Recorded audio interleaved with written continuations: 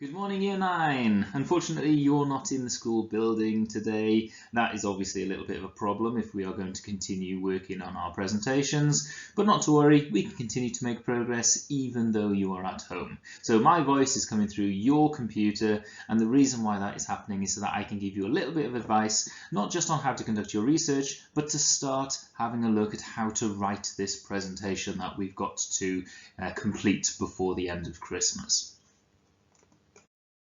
At this moment in time, we've already achieved quite a lot.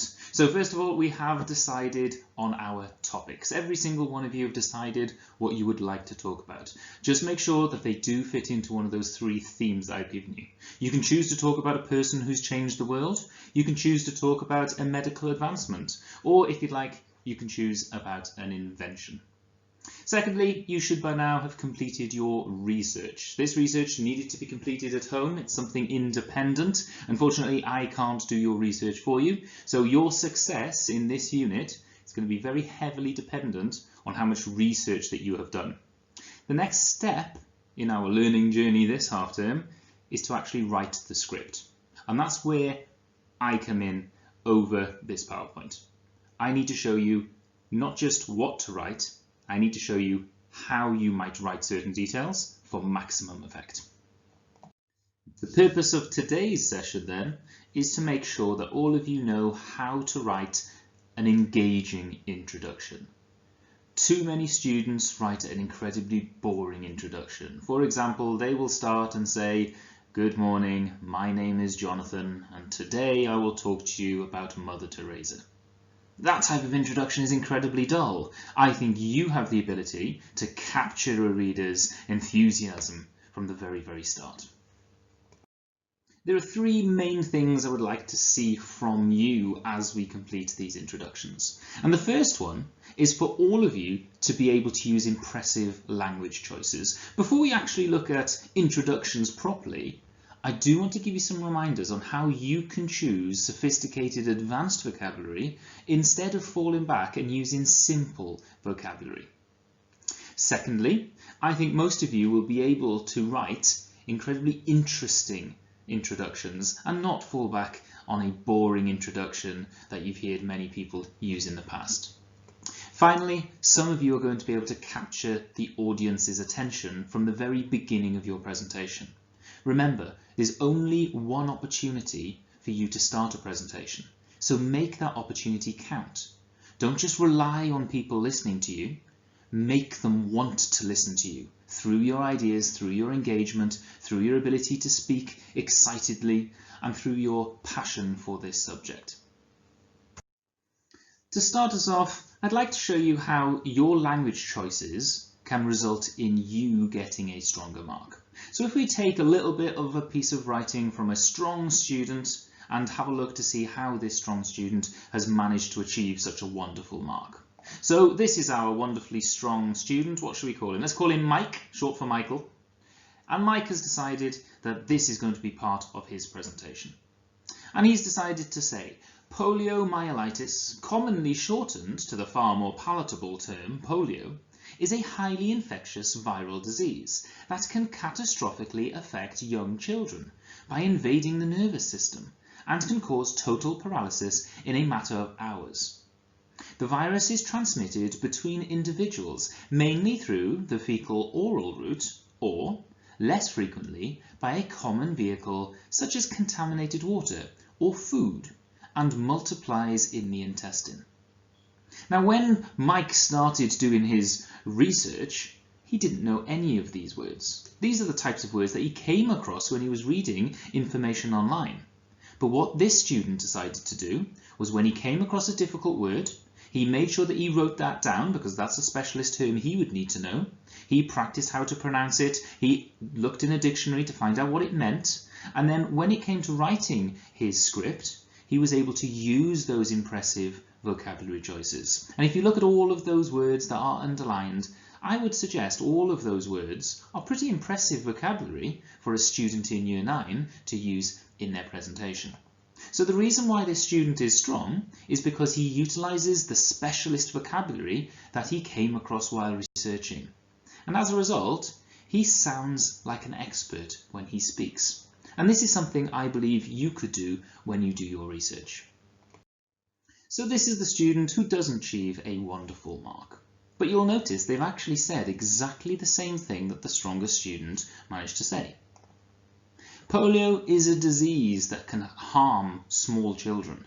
It moves very quickly from person to person and can cause them to lose the ability to walk. People spread the disease by not being clean enough and sometimes by drinking dirty water or eating dirty food. The way I like to judge this is I have a niece. My niece is 7 years old. Her name is Jess. And if I were to show Jess this piece of writing, she would understand every word that's in that paragraph. Every single one. She's an incredibly bright young 7-year-old child, but she's still in primary school. Anyone can understand all of those words. You don't need to be an expert to understand those words. The previous student was able to use the proper scientific language to really explain what needs to be explained in lots of detail. So this student gives exactly the same information, but didn't use the same impressive vocabulary. You can see quite clearly why one student did better than the other. Clearly, the better the language that you use, the better the mark you're going to get for this presentation. However, we need to also look at how we're going to start our introduction. Too many people just assume there's only one way of writing introductions. So what I'd like to do today is to show you a couple of different ideas of how you might start your introduction for effect and not just falling back on the same old cliche. Your first steps of writing are to make sure that you have conducted your research. You need to understand your topic before you start writing. There is no point starting to write a speech if you don't know what you want to say. This is going to be the first thing that your audience will hear, so it must be impressive. And unfortunately, it's the introduction that is frequently done poorly. What I'd like to do is to make sure that our introductions are going to be the major strength of our presentation. Because, like I said, you only get one opportunity to make a first impression. There are lots of things that you need to avoid. Every single year, I have students who make the same mistake over and over again. I don't want you to make those mistakes, so let's avoid these. The first mistake that I always see is people start with a very simple salutation, like hello. For me, I think that's a really awkward thing to do. You stand up in front of a group of people, you look out at their gazing eyes, and you say, hello. That's really awkward. That's a really strange thing to do. It's not particularly formal. It's not what I'd like to see from a student. Because starting with hello is a missed opportunity. It really makes us sound a little bit awkward, and that's not consciously constructed to engage the audience in any way at all. You'd say hello to someone you meet in the street or as you pass on the corridor. Hello is what you say when you answer the phone. Hello is not an introduction that is going to impress us in any way at all. The second thing that I think we need to try and avoid is to begin an introduction with a really basic, obvious statement. The type of statement that might sound like this. Somebody stands up, all enthusiastic, ready to do their presentation, and they stand and say, I am here today to tell you all about aeroplanes. Whilst that might be factually true, whilst this person might be talking about aeroplanes, there is no attempt at engaging the audience here at all. What they've done is they've literally said the most basic thing they can do. The most basic way of starting an introduction is to tell someone what you're doing. That's like a teacher walking into your classroom and trying to enthuse you all by saying, I am here to tell you about English, or I am here to teach you geography. There is no part of that sentence that shows any ability to engage an audience. If I was the audience, I would be thinking, well, yeah, obviously you're here to talk to me about aeroplanes, that's why you've stood up. I'd be thinking, well, duh, of course you're here to speak to me. I would find that incredibly boring. What you need to do is make sure you understand that you don't just tell someone what you're doing. You don't stand up and say, I'm here to talk about this. Now, you are going to have to formally introduce yourself, I agree. You are at some point going to have to say, "Good morning, my name is, and today I'm going to talk to you about." That is something that will turn up in your introduction. However, my advice is we should save that until the end of your introduction. Now, that might sound a little bit silly, keeping your literal introduction to the end of the paragraph. But I think if we use the first half of our paragraph to engage someone's enthusiasm, and then once we've got their attention, then we can introduce who we are, and then we can show them what we are going to talk to them about. If I'm telling you what to avoid, I think it makes sense for me to give you some ideas of how you might choose a different opening instead. So I have 3 ideas for you to have a look at today. I'll show you each one of them in turn. You can see which one is most effective. You can see if any of them are effective. And then perhaps you could choose one of these ideas for your introduction instead of falling back on the most basic introduction, which would be, "Good morning, my name is Lisa, and today I will tell you about how Neil Armstrong changed the world." Let's choose something more exciting. Let's show our passion through technique at the start of our introductions. So my first idea for you is, why not begin your introduction with a rhetorical question to engage your audience? So that's the first idea. I'll show you some examples of that. But the second idea I have for you is, why not begin with an interesting fact? Why not say something to the audience that they never knew to capture their interest? The third idea I have for you is, why not ask your audience to imagine something? Get their imaginations moving. Make them think about something they might never have thought about before. And once they are thinking about that, then invite them to listen to your presentation. You can be the judge. I'm going to show you a paragraph where we've used a rhetorical question for impact. And then I'll show you a different paragraph that hasn't. You can give me your honest opinion as to which one is most engaging. So this is paragraph 1. Okay? They haven't finished their introduction. After, they will then introduce themselves, but this is how they have started their presentation. Can anyone here today tell me why, in the 21st century, we still allow evil multinational cosmetic companies to subject innocent animals like rabbits and mice to needless barbaric suffering? How is it moral to inject highly toxic chemicals into the eyeballs of mice? How is it ethical to torture these creatures just for the development of non-essential goods like lipstick or eyeshadow? My name is Mr. Davis, and today I'd like you to consider why animal testing must come to an end. That's my first example. That's a rhetorical question being used. Not just one rhetorical question, but 3 rhetorical questions. We've got some tripling there. I could show you the second one. So that's our first idea. This is my second paragraph. Hello. I think you can judge which one is stronger.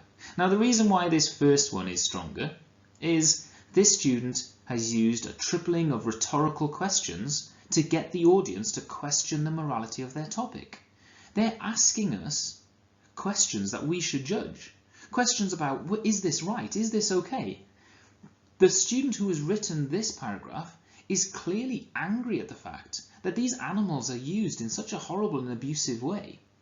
They've used lots of emotive language. Lots of those words make us feel incredibly sad for these animals. Lots of these words make us feel angry, quite defensive over these animals. The second student has done none of that. The second student has done exactly the same as what they would do if somebody phoned them. This student sounds a little bit weird. Let's do the same thing, but this time let's look at a student who has decided not to use rhetorical questions, but a student who has decided to start their presentation with an interesting fact instead.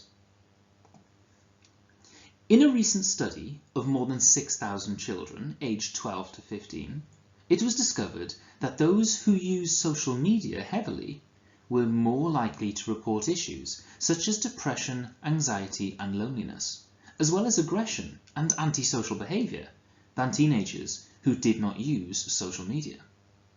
My name is Mr. Davis, and today I will explain why social media causes such problems in teenagers. A student who has deliberately written to engage the audience. The second example, talking about exactly the same topic, wrote this. Okay, I'm going to start my presentation now. One of these students has decided to stand up and gain instant engagement.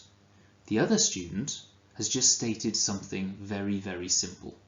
You don't need to tell me you're going to start your presentation now. All you need to do is start the presentation. Start with an interesting fact. Now, this student has used a shocking fact to surprise their audience and make them realise that this is an important issue, and that's why they should listen to them. This student is wasting a chance of capturing the attention of their audience. The final example I'm going to show you is one where we ask the audience to imagine something. Two students writing about the same topics. One wrote, "Could you imagine how much pain and suffering a loving mother would endure while she desperately waits for an organ donation for her young child?" Alternatively, "Hello, my name is Megan, and I am going to talk to you about organ donation." One of these students has tried to engage the audience, trying to draw on their empathy, trying to make them imagine how heart-wrenching it would feel if you had a child who needed an organ donation. The second student does nothing like that.